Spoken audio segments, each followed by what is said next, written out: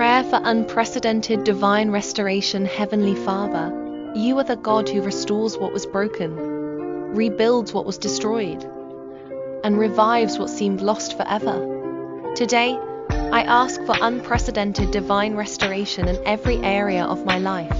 Restore what time has taken. Restore what mistakes have cost. Restore what the enemy thought he had stolen.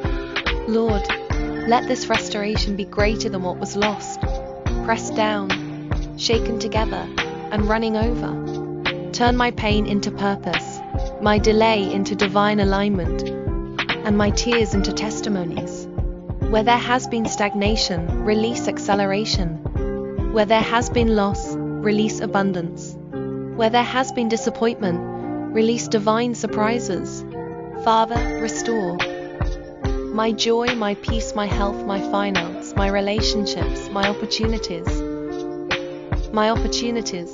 Do something so mighty in my life that it can only be traced back to you. Let this season be marked as the season of supernatural recovery. Double for my trouble and beauty for ashes. In Jesus' mighty name, amen.